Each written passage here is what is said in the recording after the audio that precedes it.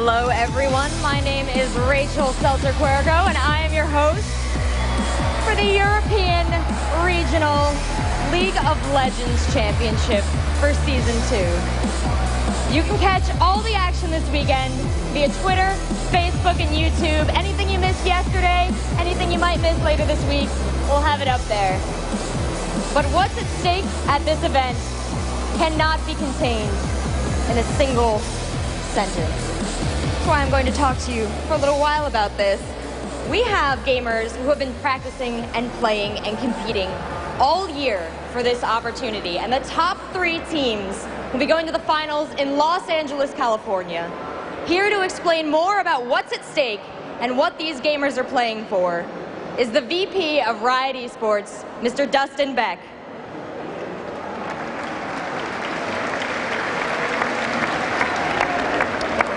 You didn't hit anybody that time.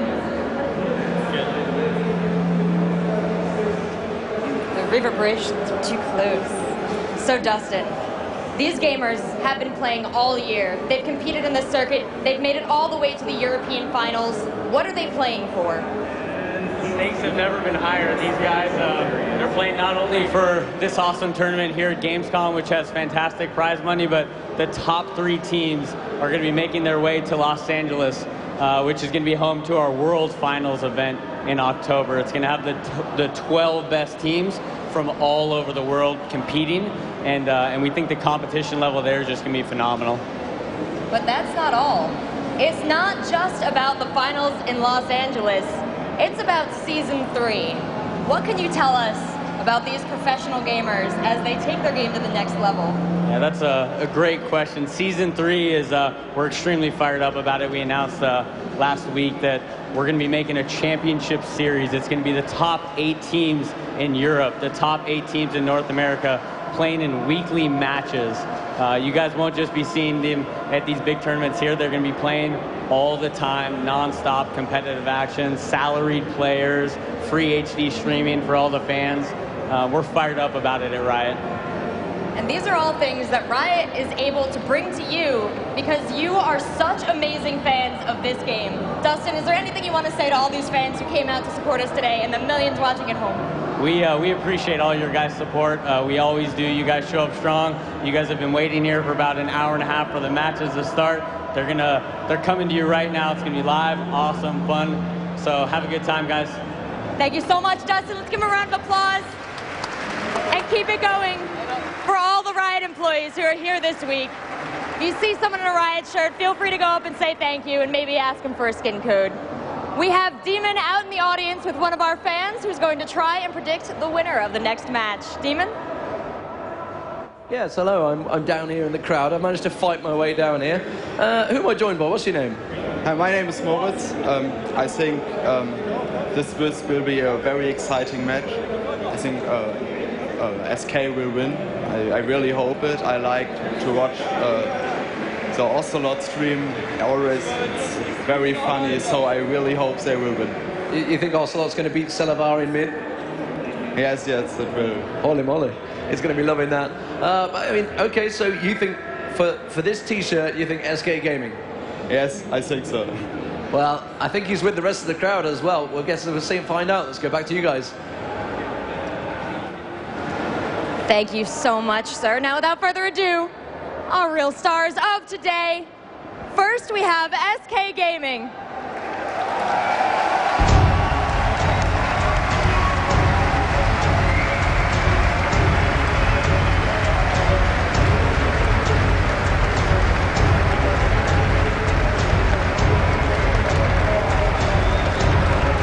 And our second team, Acer, Poland.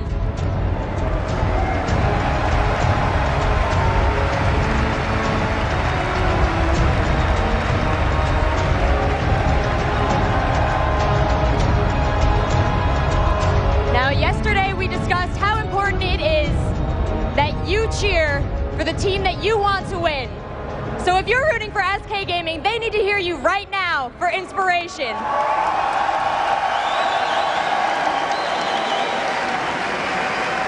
And if you're rooting for Acer Poland, they need your support at this moment. So let's hear it. Thank you so much. Managers, if you join me, the rest of you can take your seats and start setting up. We have some things to discuss. Come, sir. Now, you guys have already had a long road to this point. What has been your most memorable moment up till now? Every single tournament we played is like it's a whole path, a one-year path. Every point, every season point earned in every single event we played. This is the end, no? This is the last rush we have to do, you know? This is not the end. This is only the beginning. Sir, what has been your most memorable moment?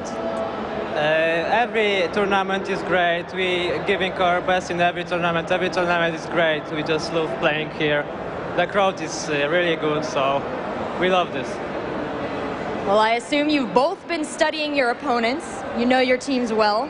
Are there any weaknesses you've noticed with SK Gaming that you're going to capitalize on today? Not really. We know that SK is extremely good, and we need to play our best to win them. So. And what would you like to say to Acer Poland before you face them? Good luck. Good luck. Good luck, gentlemen. What great sportsmanship. Thank you so much. I'm going to hand it off to Rivington Bruce Bizzle III and David Freak Turley in the caster booth. Thank you. And ladies and gentlemen, there you have it. These teams on a quest to prove themselves and the best in the world here at the European Regionals. I'm Rivington Bizzle III, and with me as always is David Freak Turley. Yes, in fact, we are here at day 2 of Gamescom in Hall 8 in Cologne, Germany. It's nice and warm outside. If you're not coming to Germany, be one of the people that are going to be packed in here today, tomorrow, and Sunday. It's day 2 of 4. It's going to be phenomenal. These guys are playing for all the stakes. And we're here in our 3rd and 4th quarterfinal matches. The top 8 teams of Europe have shown up today to prove themselves the best in their continent, and the chance to prove the best in the world. And right now we've got the 3rd and 6th seed with SK taking on Acer Poland. And it's going to be a really close match. The teams are actually very, very hyped up. SK, they've got a bit of a new roster. The new jungler, Aranea, he's got to set himself up and kind of prove that he's as good as these guys. Because you've seen the rest of these SK names. You saw Yellowstar taking 2nd place in Season 1 championship when he played for Against All Authority. You see a lot of these names that people just recognize and know that they're phenomenal. So he's got to prove himself. But for Acer, they're an up-and-coming team, and they've actually got some good hype behind them. I heard them called the new Moscow 5, where you saw them come out at Kiev earlier this year, and out of nowhere they're just like, we win everything and we're the best team in the world. And these guys put on these types of shows online. These guys are really good.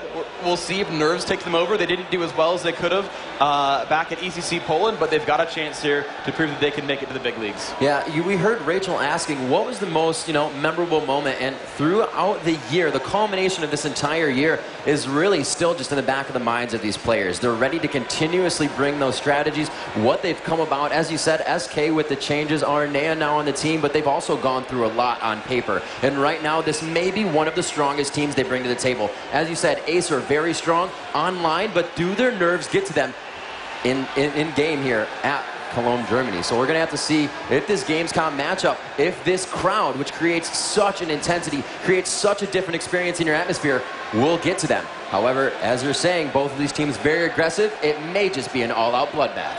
Yeah, these are 2 teams that are exceptionally aggressive. Talking to Ocelot before the match started yesterday, he was kind of comparing his team against everyone else. There's actually some interesting stats. Ocelot refuses to play Karthus. Yes. Because all he wants to do is fight champions all day. And you have other players who will play a more reserved, disciplined game and farm and get really big and play for the late game. But Ocelot, he doesn't want to sit back and farm. He doesn't want to be a late game carry. He wants to carry from minute 1. He'll pick aggressive champions, Orianna, things like that, and just dive in and take fights all the time.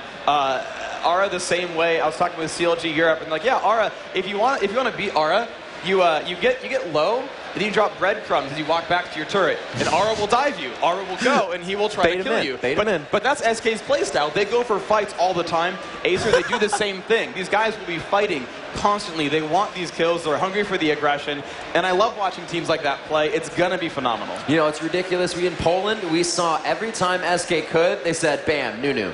bam, Oh, yeah. Nunu. Nunu's in the game, bam, first pick, Nunu. It can be jungle, it can be top. We've seen it all over, and we've seen it be very effective. However, if it's not played correctly, it kind of plays that role where you stay under-leveled. You don't get the items you need, and you really only provide that slow utility for your team, and it can be very dangerous to put that much focus onto Nunu. Yeah, and right now you're going to see the SK lineup up on screen. We just saw Yellow Star. There was Ocelot. Now it's us. I'm Trig. This is Rivington. But so aside from giving the rundowns of their faces, we are actually getting the ready checks in from the players. Acer is ready to go. SK, we're waiting on them to make sure. We did see them smiling and waving at the camera, so they're not far off, of course. But you know, the game we casted yesterday between Fnatic and Curse, where, spoiler alert, happened yesterday, Fnatic won 2-0. This is going to be another crazy game. Those games are like 45, 50 minutes long, and it was brutal. It was crazy good. I expect this again this time as well. There's a lot of phenomenally talented players on both these teams, and it's single elimination. It's a best-of-3 single elimination, which means if you lose the series here, you're out. Your hopes are dashed. You're getting $10,000 for making it to the regionals, and congrats, 10 grand does not suck whatsoever. But your hopes for the auto-qualifying in Season 3, your hopes for the World Championships, they're out. But, again, it's best of 3, which means you can lose game 1, you can come back and win games 2 and 3. You've got basically 3 chances ultimately to make sure that you get 2 victories. But if you can't make those happen, you will get knocked out of the tournament, and it's gonna be fierce because there's 3 slots coming out from here to get into the world finals, and there's 3 slots to be given into Season 3 right now. So if you can make it out and make the top 4, you've got a good chance. And here we are jumping into Champion Select. There it is. Karthus banned out, as well as Alistar. I think Alistar almost 100% pick ban rate right now, and it's not picks, it's banned. So Alistar really not seeing too much gameplay this tournament. Yeah, he's definitely being a very fearsome champion. And there you can see the Nunu ban as well. They know that both Nif and Ara love playing that champion. Shyvana dropped out, and this actually plays to Ara's strengths. Ara loves playing more support-esque champions. Champions like Nunu, like Maokai, who wants to kind of support his team and not be that carry. Speaking of carries, though, you've got phenomenal players with Yellow Star, Ocelot, I guess I'll say his full name, and Kevin. We saw Kevin dominating at ECC Poland. We saw him, carrying his team up to 3rd place with some very, very near games against CLG Europe in the semifinals as well. So you've got just phenomenal skill over the place. And I'm going to call an MVP for this match. If it's SK, it's going to be Kevin. All right, we'll have to see what your choice is there, and if it comes out to be true, we do see that Shyvana, as you said, on RNA banned out, and we saw that coming out in Poland, and I was like, gonna grab a jungler. Shyvana's amazing in the jungle, but the team needs to be a CC team, and when they can get that CC team around a Shyvana, you have so much destruction with Burnout, just shredding around. You can get that flame breath out, and with that, in the ultimate of her dragon form, is going to just shred armor on everybody around you, continuously doing damage. So with that CC to be pulled in, it's a very good ban for Acer to find that Shyvana and take it out. We do have, however, Malphite being picked up by Nif here. There's a Corki and Yorick coming out. That's going to be very good, that multiplicative ultimate from Yorick, able to double up somebody on his team. And we also see the Ezreal, so very safe pick so far for the AD carries. Yeah, and I kind of like the choice here that Acer made, was grabbing that Corki. This time I'll name him correctly, Yellow Star from SK, the attack damage carry player. He does love Corki. That is his #1 champion. Yellow Star and Corki, they just go together. And so Acer's saying, we know this about you. We've done our research. We know what you like to play. We're going to drop that champion, take them ourselves, and I'm liking these picks so far overall. I actually like Acer's team a whole lot. We saw Yorick played both times by Moscow 5 yesterday. Moscow 5 did, in fact, win their match 2-0. It was great play from them overall. They've grabbed Lee Sin for the jungle. They've got a Sona Corki lane at the bottom. That's going to be both aggressive, and if they need it, they can be safe as well. Sona, a very malleable support, can either keep Corki alive or can press the aggression. So I like all the choices so far from Acer. So, as we were speaking to, I believe, Xenon before, he's like, lately Low Pro has kind of been jungle AD, so I don't even know what he's going to pick this game. Maybe he'll even switch back. So we'll have to see if they choose to do that. He also has a very dominant jungle star player there, and we are going to see Kevin taking that GP top teleport, as well as Gragas for Ocelot in middle. So that's going to be a lot of pain right there coming from those 2 choices. Yeah, Gragas being pretty popular. We also, again, saw Moscow 5 run him twice yesterday.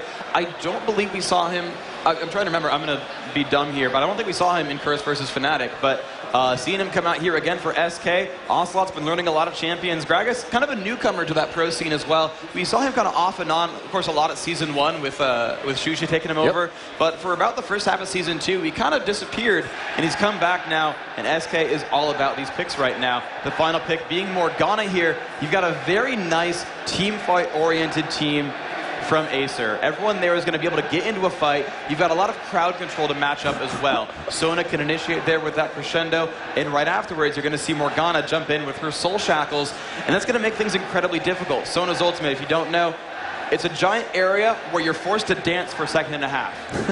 That doesn't sound bad. Well, it basically means you're stunned. Because you can't act. You just have the urge to dance. You're just going to go out, bust some moves, and you're going to be stuck there for a second and a half. Morgana's going to show up afterwards. Her ultimate, Soul Shackles. When she hits it, everyone around her gets a tether. If you don't run the heck away, that tether's going to stun you in about 3 seconds' time. And when you're stunned for the first second and a half, good luck breaking that tether. You've got a very nice combination there where you could be locked out for about 4 seconds in a fight. And behind all that, Yorick, Corki, and Lee Sin are going to bust out a lot of damage. We have seen a lot of Morgana picks coming into the game throughout yesterday. Extinct played him quite a bit, but it actually caused I hope you're all ready for this game. Let's give it up one more time for Acer Poland. And for SK Gaming.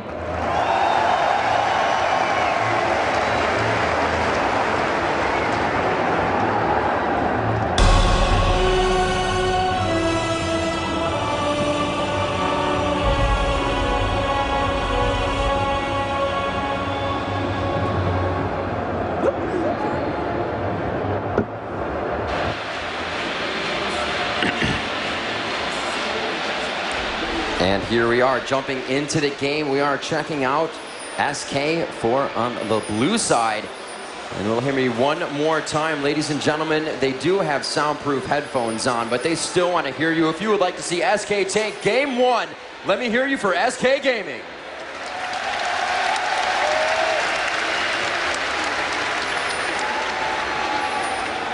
And on the flip side, on that red team, now you guys have been cheering pretty loud for SK, but I want to hear you double that up. Let's give a nice round of applause here for Acer Poland. And both teams poised and ready, Freak. They are playing a bit defensive here. As we said, the single elimination tournament, completely unforgiving. You do have a few matches to come back in the best of 3, but that is going to be very strenuous on your mental gameplay, knowing that that could be the last game of the tournament. As you said, taking a little bit of money home, but that's not what they're looking for. These top 3 teams in this tournament are looking to punch their ticket to Los Angeles and represent Europe at the championship in October, and that's exactly what they're vying for right now. Everything is on the line in these matches in this best of 3 for SK and Acer Poland. Yeah, so SK already leading up with, it looks like a pretty default early start. These teams both putting down some early wards, making sure they don't get invaded upon, and just kind of standing around making sure their jungles are not invaded. And these teams are saying, you know what? Both of them are saying that they feel confident about their mid games. They feel confident about their laning. They feel confident about how their players are going to play overall. And they're not going to invade to make, for some early grabs. But here comes Ara actually finally now starting to go for an invade. Lee Sin up by the raise. He's going to find Morgana in the brush, possibly. SK, they're going to look, and they're not going to catch up to Yorick. They've already gotten those golems taken away. Gangplank going to get his own golem buff, though. Kevin making a nice choice there. Going to have his golem and use that extra mana regeneration to make his laning a breeze. And here we go, SK also with a lane swap as Yellowstar and Nif are going to be taking that top lane by themselves. This is going to be great for him. It was something we used to see, I believe, TSM used to do, and giving Dyrus that blue buff when he was on GP. So we'll have to see how this affects them. Pookie down bottom by himself, just happily farming away on those minions, getting his gold and CS up right now. Everybody's pretty much even all gold. We're only 2 minutes and 30 seconds in. And as I said, that cautious play already coming out. 760 getting a little bit of damage poked on him, and Yellowstar and Nif about to be aggressive. It really seems like they're going for that fast turret on this one. Yeah, and the weird thing is you normally see Yorick as an intentional 1 versus 2 champion. A lot of times teams will pick Yorick and send him bottom lane in order to crush out their opponent's top lane by swapping these champions. You can see here that top lane, the 2 versus 1, makes it so difficult for Acer to survive that battle. Of course, it's very, very difficult to fight against 2 champions when you're alone. But what SK did was genius. They gave their Gangplank that golem buff so that he has a lot of mana regeneration and very, very low cooldown, so he can use Parlay to last hit minions and use Remove Scurvy to gain his health back up. You're going to see Kevin, who is going to get worn down a bit by this Corki Sona lane. He's still going to be pretty safe overall. I'd be surprised to see him die without a significant gank coming in to force that. Yeah, and he's always going to be picking up more money if he gets those minions with Parlay, that Q ability, so he can really keep himself farmed up in that lane. As you said with the blue buff, he is chugging down the potions, and it does look like he's just gone ahead and done 1, 2, 3 in his skills on the level, keeping himself with that the cleanse of the crowd control with his Remove Scurvy, as well as that Raise Morale to keep himself mobile if he needs to. Yeah, so we're just seeing him trying to survive. Of course, he is pushed to the turret, but overall, you know he's going to work out in this lane. But here comes LoL Pro. He's up at the top. Lee said might look for a gank. He's trying to hide behind that minion wave. Now that those opponent minions are dead, he can make his way forward. 760 could push up, but SK waiting in the corner of that brush. That poor Yorick. Now, they don't know Lee Sin is there, but Yorick is not in the best of places. Ignite goes off, taking so much damage. Lee Sin trying to come up and deal damage to Nif, doing a lot of pain, but he's been pushed away just a little bit too much. Wow. That will not be a good gank for Acer. A great timing on the Howling Gale by Nif, throwing it out, actually stopping Lee Sin on the Resonating Strike, and then the Sonic Wave into Resonating Strike and just stopped him right in the middle of the air. Beautiful job there. And they're going to continue to push down this lane, forcing both of them out of a situation where they can gain experience. Yeah, so having a 2 versus 0 lane right now is phenomenal for SK. You know, this lane swap, it's always a little bit tenuous. You never know quite how well your players will do. As we saw at Poland, I think Moscow 5 tried the solo Gangplank, and Darian, I think, died like 4 times in a row, just to really, really good ganks from CLG Europe. But in this case, Kevin's holding his own pretty well. He's got 18 minions. You compare him to Yorick, who's the counterpart there, and Yorick is only at 15. So this lane swap is working for SK. His solo laner is doing a little bit better. However, you're seeing that Ezreal at 28 minions, but Corki, Pookie style, he's at 39. So though the solo is working better for Kevin, the dual lane is working much better for Acer, and you're seeing that. 6,300 to 6,100. Acer's getting more gold right now in this game. It's really going to help them scale. They have a team that is going to be very strong late game. That Malphite is definitely going to be helping SK Gaming as they get into the late game as well. So we'll have to see how those two, battle it out in the team 5-on-5 team fights. We do see waiting off in the wing. LoL Pro is just being very patient right now. Gragas, however, somebody who is actually quite hard to gank with that body slam, can get himself out. The Dark Binding just missing. Great job by Ocelot to kind of dodge that mentally and keep himself calm in the situation. Yeah, he's keeping his lane pretty safe. You can see 39 to 36, that minion score between Gragas and Morgana. And again, we're just seeing this game just neck and neck right now. Aura going to find LoL Pro in the jungle, trying to push him away. Ocelot is there, waiting to go for the body slam. He's going to throw a barrel out, but no. A nice safeguard from Lee Sin is going to keep him from taking any damage. But he had already stolen that big wraith. That's what he wanted to do, and that's worked out for him. Great job. Bottom lane focusing on farming as well as zoning. They're really doubling up on the multitasking here. They're not just saying, hey, let's push it to the turret and let it go there. They're actually freeze farming the lane and zoning Kevin very hard. Yeah, Kevin cannot approach that brush without getting jumped on. And as I say that, he walks into the brush, so never mind.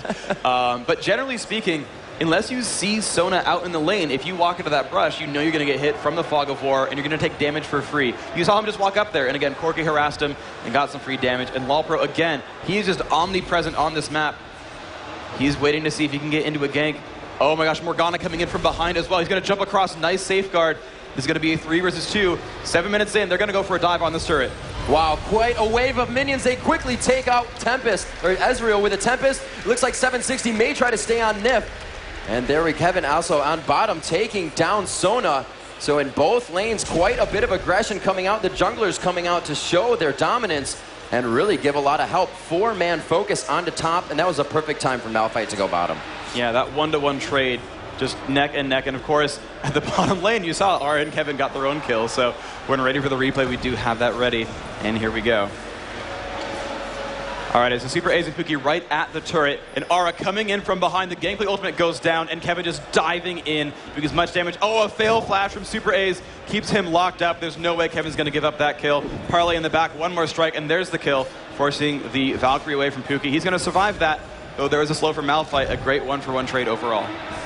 Very nice job as we continue to the lane. Everybody returning back to their normal positions. Looks like LoL Pro just going ahead and getting his own rates as he has been between both jungles, trying to go back and forth and really deny experience to Malphite. RNA did not have blue buff in the beginning, so his jungle was a little bit slower, but his presence in lane is going to start making up for that. And here we go, more damage onto the turret. We see a lot of the Korean teams going for the fast turret and the fast roam in the game, and that looks like it's what SK is trying to do here. Yeah, that turret is down to 1/3 health right now. 760, though he's still farming okay. He's got 40 minions. His turret is falling pretty rapidly, and that's going to be a very, very big deal. You lose when you kill a turret.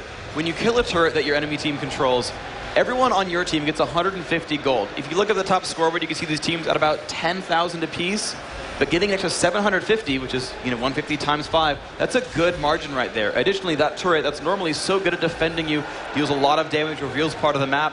You drop that down. Your opposing team is a little bit less safe. They're a little bit easier to dive. They're a little bit easier to kill. And getting those early turret kills are very, very important. You know when it works, Freak, if you check out the daily recap that's on the competitive website for Gamescom in day 1, you can see that some of the matches were close, but it was just the fact that the turrets were taken down earlier. That vision was denied from the turrets, and really that's where it comes out on top. When you start controlling the map, it may not matter how much money either team has. Yeah, and you can see Aura right now. Speaking of money, getting level 6 and 48 gold. He's waiting around. At level 6, Malphite gets a huge surge of power as he gains his ultimate, and they might go for a second chance here at this bottom lane. Pookie and Super Ace still shoving this bottom lane out, which means Aura gonna walk in. Can he get this? There's a little bit of a slow coming out from Gangplank. There's the ultimate, lands on both of them. Pookie and Super Ace not in a great place right now. One's gonna fall, but Aura taking so much damage. Can Pookie pick it up? Yes, and Celeber comes in, lands the ultimate onto Kevin. This is not looking good for him. The flash is not gonna keep him alive, but here comes Ocelot in from the wings. He's gonna land that. No! The black shield's gonna keep Celeber alive. He's gonna make it a one-for-one trade overall.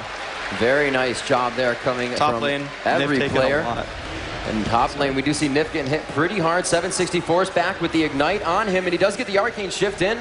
A slow goal out, or health goal rather. A good shield, giving Ezreal a little bit of damage. Like we said, this game is going to be a bloodbath, both in every lane rather. Neck and neck right now. We can see the teams, the intensity of Ocelot on the camera. LoL Pro with the Ignite on. Does he have safeguarding? He did not.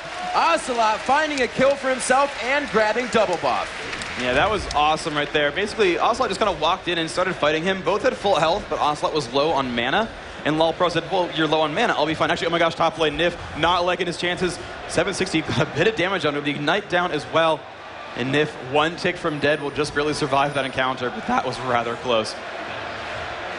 Yeah, on that mid lane, Ocelot just kind of went in, face-checked him and said, this Golem buff's going to give me enough mana regen that I'll kill you in the end. He saved his Ignite for the last second, and when he realized he had one body slam left, he just chunked it all onto him, and he picked up that kill when I don't think LoL Pro was really ready for it. And here we go. We may get the first turret down in the game. It is quite a wave, and he is going to keep battering down on that. 11 minutes and 15 seconds in, we have our first turret. 3-2 is your kill score in favor of SK Gaming, and they're just up by 1.6 thousand gold. All right, so now we're going to see what these teams can do with each other. So look at the minion kills. You're going to see who's the big carry right now. Well, right now, actually, Kevin does have 2 champion kills, but Ocelot, top scorer in minions, has a kill as well. This Gragas is going to be a phenomenal sort of playmaker here for SK. Aura almost coming in to get this gank on a Celeber. Nif going to move off to the side, make sure they don't lose these minions to turrets as they pick up the kills themselves. But over on Acer, you've seen the kills on Morgana, 3,800 gold. She is the richest actually in the game right now. Celeber has the most gold in this game, despite his team being behind. He's going to have to be the big playmaker here, and we'll see if he can do it. Yeah, him and Gragas doing a lot of burst damage already. They've leveled a lot harder. Obviously, the mid lanes are going to be up. You can see level 10 to 3 level 7s. Beautiful black shields, and she keeps Ezreal in it, but he arcane shifts just as it procs. And Ocelot forced to sit in tormented soil. Very nice shield, the storm shield by Janna, and they kind of negate and do a little bit of damage to each other. But an equal trade as Kevin goes in hard onto Pookie. Both are forced to walk out of that. And it looks like they will return to their respective sides. Yeah, Pookie looks like he's going to go for an early phage on his build. Now, the double Doran's Blade plus Vampiric Scepter is going to allow him to actually solo in his lane right now. That's why you're seeing Super A's run to the middle, support his team in the rest of the fights, because Corki's going to be 1v1 against Gangplank, and he's not going to get forced to die by him. So he can sit there, and because he's got a lot of lifesteal from the Vampiric Scepter and those Doran's Blades, you know, he can take some harass from Parlay, but he can last hit some minions and get his health back up, and it's not going to be too scary for him. Nif shielding off some damage, he's going to be okay as well as he walks into the lane through that Yorick. But Corki's going to get some free experience in gold. He's going to go for that fade, which will allow him actually to chase down onto Gangplank quite a bit. You know, he might have intended to go Trinity Force anyway, but getting that fade, when you attack a champion, you have a chance of slowing him down, and you can chase people down that way. They do have vision of Malphite coming up. RNA is walking right through a ward, though, and that's why 760 is continuing to go top. We did see that one got taken out bottom. That was Kevin going down by Corki. So Pookie is able to come up with some strength on his lane. As you said, Super A's did leave, so that's going to help Corki to scale a little bit better, and we'll have that replay for you in just a second. All right, and here we are. We're seeing Pookie get back to lane right away. Kevin eats oranges, tries to roam. Valkyrie is going to be too much. The Ignite on as well, and Pookie just doing a bunch of burst damage. You just saw him pick that up almost effortlessly there. Didn't even finish the phage, but it did not matter.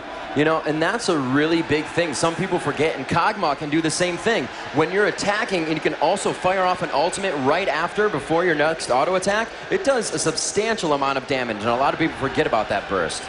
Yeah, the bursty carries like Corki, really popular right now. We've seen him in most of these games so far, and it's because you have, you know, great basic attack potential, but your early game is honestly very strong because you have great burst damage abilities as well.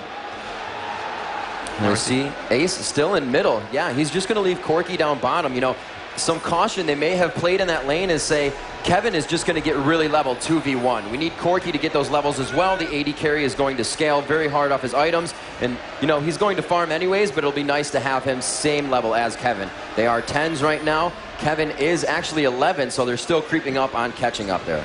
Yeah, and right now some more damage coming off, and the ultimate in from RNA is going to jump in on Super A. A great Kragus barrel, locks him up for a few more seconds, flash away from Sona. Corki trying to run, Lulpro in there, Celeber taking a bunch of damage. Kevin teleports in from behind, Celeber left alone almost, and the flank is on. There was one going down, Lulpro trying to run away, but they're going to keep chasing. Kevin flashes for the parlay, and he's going to pick up that kill as well, putting SK up 5-3.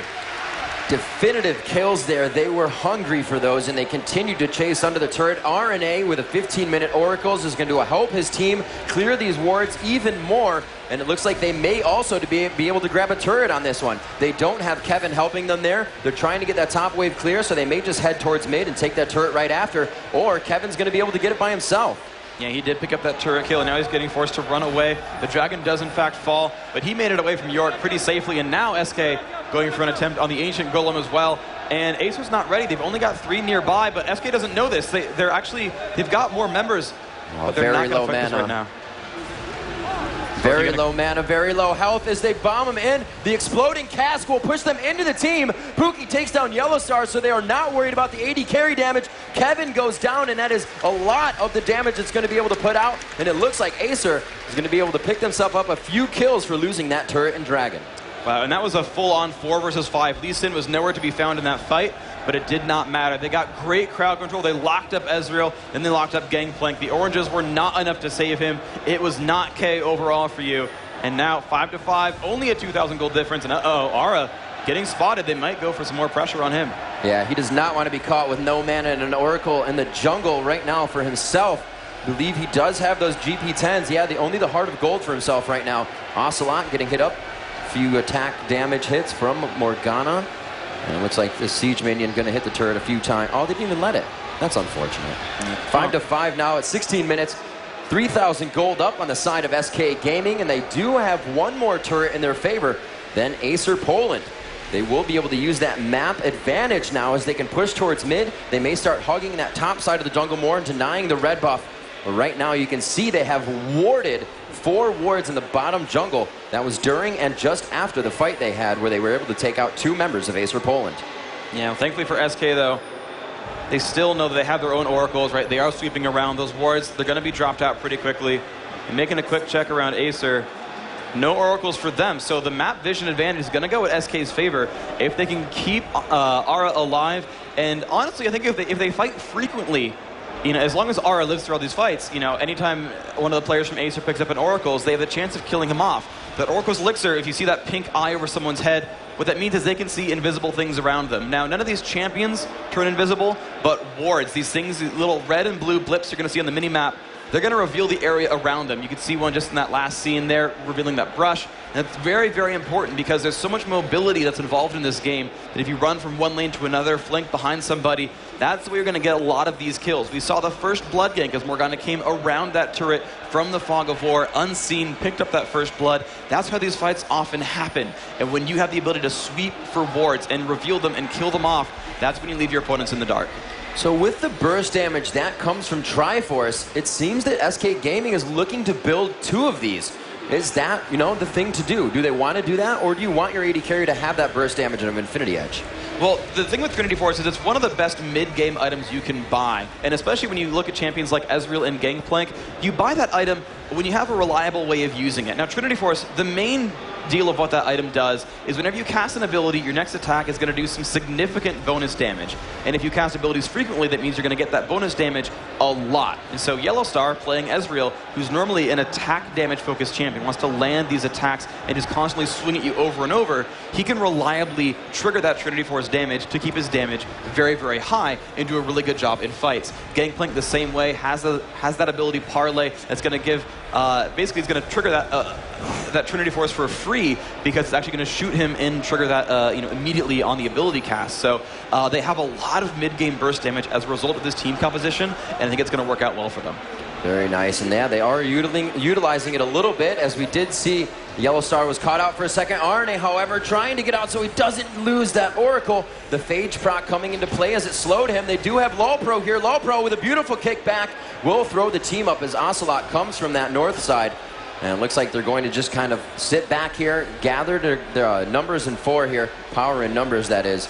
And everybody just really on that bottom lane focus. Not something you see too often. Dragon is coming up in about 2 minutes, but right now it's really all about the farming for these guys. A lot of the wards have dissipated on the map, so we are not seeing those right now. A lot of the jungler and supports are going back, so we're probably going to see them, the warding going back up, and everybody really getting back into position for that 5-on-5.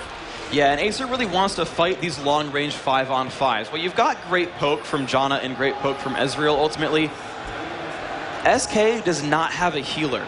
They do not have a good, easy way of replenishing all their health bars. Janna can shield damage, and that's great, but Acer, they have Sona. Sona can heal her nearby teammates. She's actually got 3 ranks in that heal so far, so she's going to heal her teammates pretty quickly.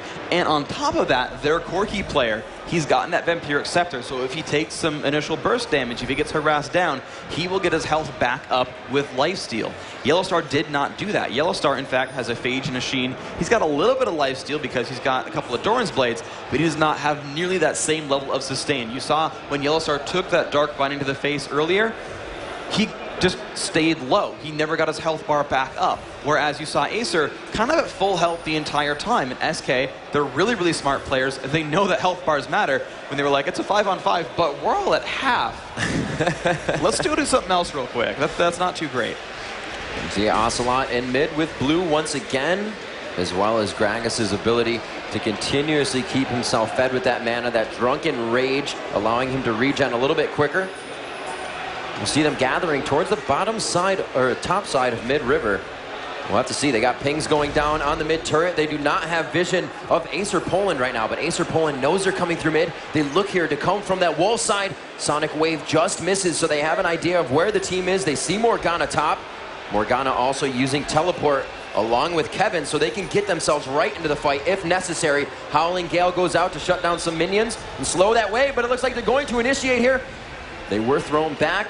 Pro said, I want to go in, but not so much just yet. And it looks like they will hold off on this fight for now, Freak. Yeah, Ara was tanky enough to take a little bit of that burst damage, but survive it overall. So Acer didn't really want to dive in. If Malphite had been down to maybe 10% health, he would have said, yeah, let's go for it. Let's pick up a free kill. But ultimately, Malphite is one of the tankier champions on that lineup. If you waste a lot of your initial damage on a tank, it means that your cooldowns aren't up for when the fight really begins and you want to kill the squishier champions.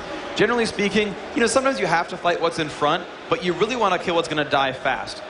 If you spend like 30 seconds in a fight trying to take down something tanky, and the rest of your team has died because you've not killed anything as a result, that's really, really bad for you. And you want to try to get around those champions and fight something else if you can. And the Dragon timer for Acer, as they were not able to get it last time, they did have to give it up and lose mid-turret, but looks like this time it will be contested by SK Gaming. The Howling Gale goes up to knock him out. The Dragon was grabbed by Lee Sin. Nice job by LoL on the smite.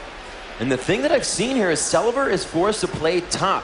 He does not have as much AoE as Gragas does on Morgana. Aura's still blue. Aura just stole the golem buff away. Nice job, dude. So the wards once again coming into play. And as I was stating before... Oh my gosh, top lane Yellowstar getting owned right now by Celeber, just jumping in there. Dark Binding hits. That's one kill. Kevin's going to dive this turret. Can Celeber tank this for long enough? Kevin getting low. There's the kill with Parley. Going to run back through, and he will survive that. Nice job there by Kevin. But nice kill from Celeber. Yeah, will be able to help his team, though. They are in a 3v2 situation, 4v2. As Corki starts to come around the corner there, nice body slam through the wall. They will meet together back in middle. And they've been doing a very good job until then of keeping Morgana top, keeping that AoE ability power damage out of the fight. And it's really got them a lot of kills for themselves. They were able to contest that Dragon. However, Morgana just doing what she needs to do. Celeber playing very smart, getting himself a kill. However, dying in the process is going to be getting the items he needs. 76,000 or 7,600 gold right now, and he is almost tied for the top amount of gold with Kevin. Yeah, but right up there, man. 8,100, very, very big deal. He went for a lot of early economy items. If you look over at Kevin's items now, you're going to see he's got that Philosopher's Stone, and that allowed him to generate a lot of gold as he sat there in lane and just tried to 478 gold so far. Yeah, it's pretty much already paid for itself. If he sells it, he still comes out ahead. Of course, it provided a lot of regeneration and whatnot, so he is getting very, very big. Parley as well, the tooltip of Parley as well will tell us how much he's earned from that ability. And we're seeing Acer right now go in for a push. 354 gold. So yeah, about 800 gold has been gained right now just from sort of surplus sources. Their beautiful turret takedown in mid. They're kind of closing now that gap of losing the map vision. It's 3 turrets to 3. We're 15 seconds off of 25 minutes, and we have a mid-engage on LoPro. He does have to safeguard to Sona. Looks like Exploding Cast comes out. Will they be able to do enough damage? A few ultis have been used, but nobody can really get a full initiation on the fight. Yeah, that was the perfect safeguard. Gragas, also, he dove in with body slam, tossed the explosive casket, would have knocked Lee Sin back into his team, but at that second, he safeguarded to Morgana and got to safety and got knocked out of the fight instead of into it. Malphite taking a good amount of damage from Yorick there, 760, making sure he keeps himself in the game, and he's still a formidable opponent.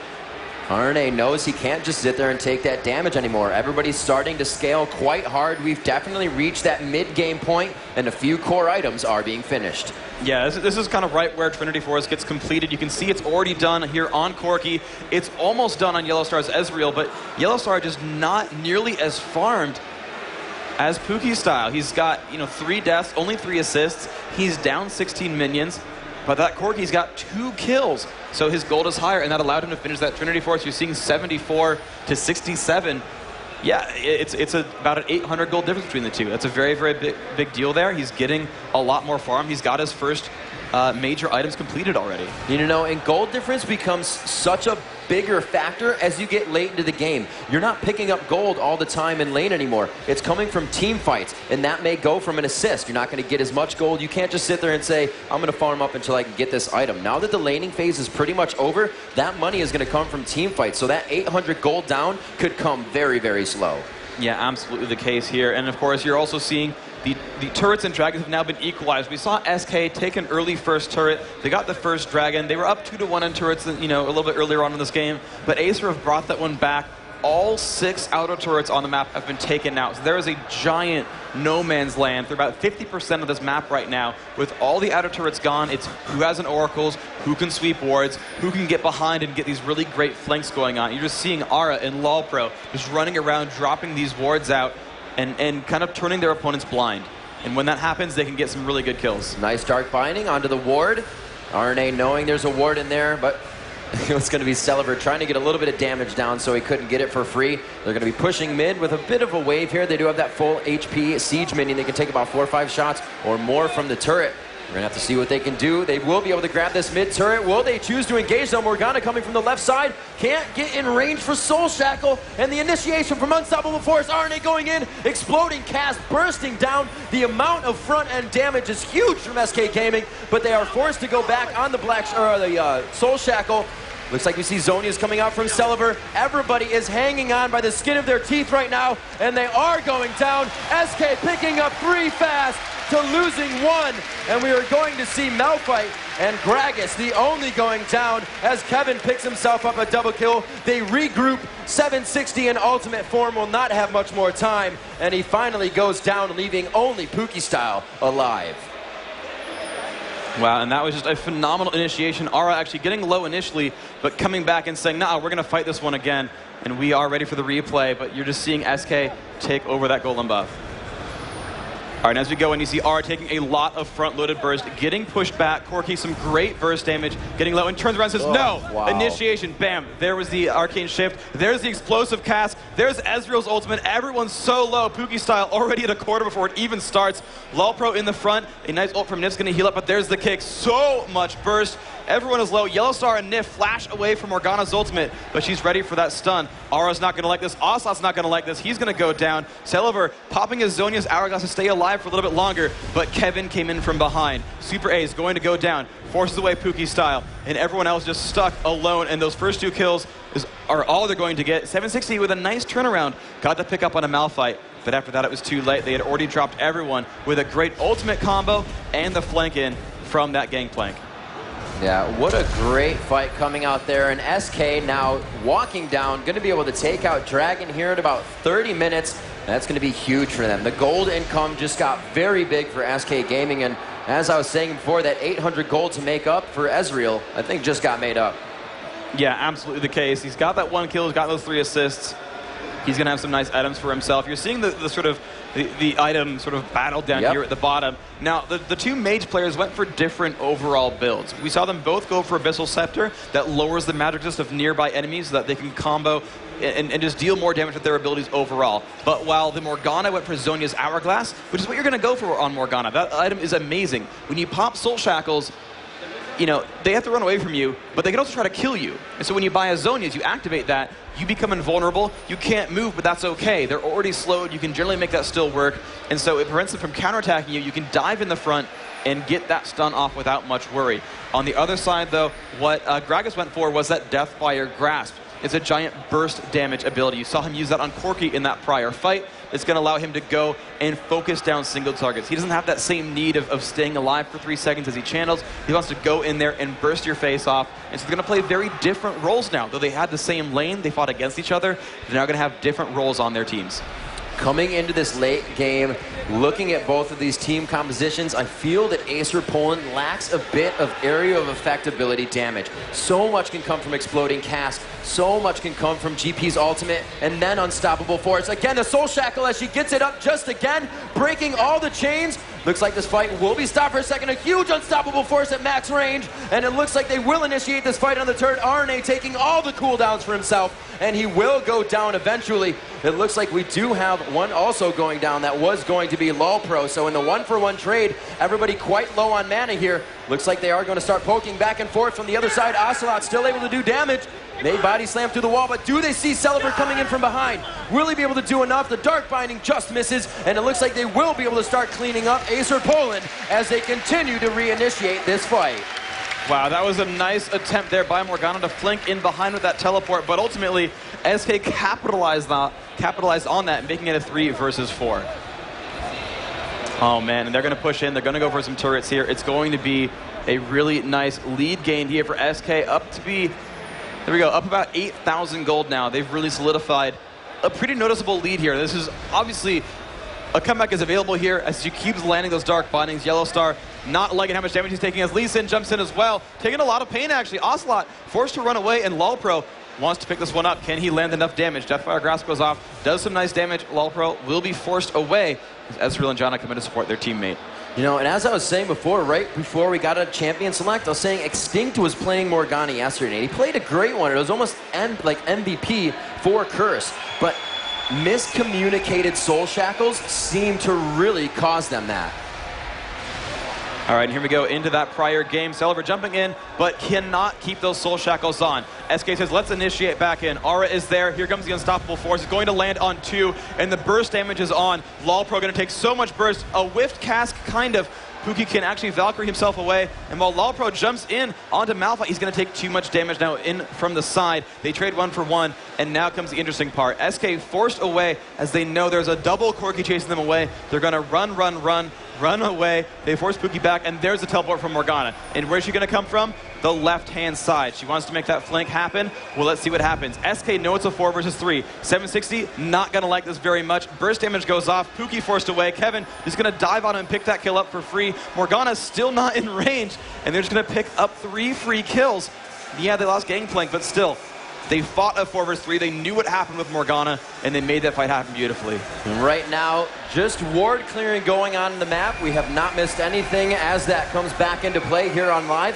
14-10, 33 minutes into this game, and it is 50,000 gold to 42,000. An 8,000 gold lead now separates these two teams at 5 turrets to 3 in favor of SK Gaming. They have a dominant lead on the map right now. Looks like LoL Pro going in, but he finds himself stuck on the situation again. Pookie starting the fight with 1/4 of his health and getting out by the skin of his teeth. The initiation's just not going in favor right now of Acer. Can he get the final kill? And Kevin finds it with the cannon barrage. Unstoppable force. A 4v1 situation as Ocelot comes in from the wing. Will they be able to get the damage here? RNA onto 760 with the exhaust as well. Turning around, they are facing the entire SK team now in a 4v4 situation. LoL Pro puts himself too deep and may go down. He gets hit with the shard and Ezreal capitalizes. Yellow Star shifting in to finalize the kill. And they will be attacking 760. Will Kevin go all the way? He has so much HP, and it looks like he is just giving 0 Fs on the turret. He is going to, however, walk out of that situation. And it looks like SK Gaming right now showing their dominance in the game and not allowing Acer Poland a chance to scratch back. Wow, an absolutely phenomenal fight. Now 16-11, and they're going to go for this inhibitor turret. They've got a 4 versus 3 on the map, and they're going to push. 760 is going to try to force away Kevin, and he's going to have to. They will not pick up this turret kill. Acer is holding themselves alive. Yellowstar does pick up his own turret, though, so 1 inhibitor is now available. SK can, in fact, go for some pressure mid lane. Next time they win a team fight, they can take out an inhibitor, and they can really start manhandling this map. Great play right now from SK Gaming, and as we said from the beginning, both of these teams absolutely neck and neck as we check out that last play. And as we come in here, Corki just got immediately bursted, extremely low, tries to run away. Ocelot's going to jump across, but he gets caught out, tries to flash away, but Kevin lands that. Now the rest of the battle, Aura initiates in 1 versus 4, waiting for his team to show up. Ocelot lands the barrel, 760 getting slowed down. They're trying to dive in on this one, doing as much damage as possible. Still is jumping in, but the counter initiate, look at that. Sona makes them all dance. Morgana shows up as well. Ocelot gets stunned. No thank you, you are going to drop down. Now LoL Pro trying to run, but some nice slows from Malphite is going to allow Yellowstar to chase in. And that's going to be pretty much everything. Everyone else will be able to run away here, but that nice counter initiate there by Morgana Sona. You saw that combo, though it only caught 2 champions. If they ever get that to catch 4 or 5, you're going to see some fight-changing fights. A lot of pings. Fight-changing. Fight-changing fights. Fight-changing fights are changing in fighting. Thank you. We are going for Baron now. 3v1 on Baron Freak, and it looks like they may have the upper hand here. However, Celeber on that right side, throwing in the Dark Binding, letting them know they are right on the outside. They have to be careful about this. They're all in mid right now. The ward coverage is not there for them. And it looks like they may be able to grab an uncontested Baron, sweep down from that left side, and absolutely take them down. However, they're going for Dragon. Man. Maybe they just know they lost Baron on that one. We really can't contain the 5v5 fights right now. We have to start farming. We have to turtle a little bit, and we have to bring this one back into our favor before we really go face-to-face with SK right now. I mean, that could have been intentional, but ultimately they did not have map vision whatsoever. Right. Celeber tossed out the Dark Binding, hoping to find it hit something. When you toss out Dark Binding into the Fog of War, you can follow the particle. If it hits a champion, you'll see it stop and disappear, so you can know if someone was right there. SK, they dodged that Dark Binding, so they didn't have any real information. They still might have suspected they were there, but they didn't know for sure. They saw 2 members of SK, both Kevin and Aura, were in mid lane. They're like, well, okay, maybe they're not doing it. Oh my gosh, Baron buff. Yeah, that's something you really got to watch out for. And all 5 of them have it as well. Only grabbing it with 3 allowed them to keep Acer Poland occupied in middle. Now with that open inhibitor, they can choose to go on this. Acer Poland has to put up some defense. Will they be able to hit a nice soul shackle here? She is looking for it, but Kevin trying to keep her out of the fight. 760 is the focus of the fight right now. He's taking quite a bit of damage. There's the soul shackle. Not really grabbing anybody but Kevin, the unstoppable force, and the reinitiation once again from SK Gaming. They picked up 1 kill so far, and they're not done. 760 getting bursted out. There are 3 kills in a row. Now LoL Pro left. Oh, a nice jump back on his own is going to keep him alive, but it is still a 5 versus 2. The inhibitor has fallen down, and SK are not showing signs of stopping. They're going to move. They've pinged the bottom turret. No, they're going to go for the Nexus turrets right now. This could be the game-winning push as the first turret falls down. They've got 35 seconds until the respawns. SK up onto the Nexus, and game 1 is going to be theirs. And Acer needs to find the strength to come back for game 2.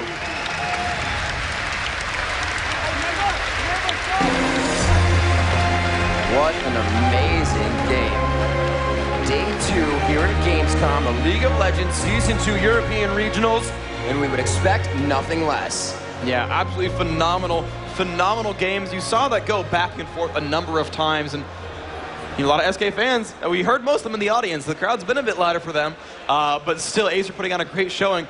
But you saw the leads go back and forth over and over, and here we're going to have that last game-winning fight. Here we're going to put it down to half speed. 760 putting up a couple of ghouls, and we're going to see the Dark Body is going to land on Aura, and they're going to use that as their cue to jump in. Lee Sin is going to throw out a couple of spells right there, and they're going to jump in, doing a little bit of damage. Kevin's in the front, and there is Sona. The position's going to be there for a nice crescendo. Catches 3 right now. Nif forced to dance. Morgana's going to flash in. There's a Soul Shackle. She's going to not get knocked out. She's going to land a lot of stuns here. Nif going to flash away. Kevin will get caught, and they're going to see now what happens. Everyone from SK moved out, and they're going to reinitiate. Malphite leads in. Gragas leads in. They've already bursted down Celiver. Pookie style, he's got that ghost in front. You can just drop that one out real quick. No big deal there.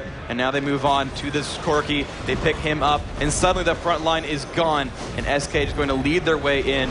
Lisa's going to make it out, but it's not going to matter anymore. They just dealt so much damage that reinitiation completely won them that fight. You know, it was a great play all around, the switch up of the lanes, but I really think it was that Yellow Star Nif top. They continuously pushed the turret. That strategy of being able to roam right away was very effective for them, and they were able to start their map control so early. Grabbing the first dragon, along with the first dragon, they got a turret as well, and the goal just started to go up and up from there for them. Yeah, they managed to snowball some really good mid-game leads.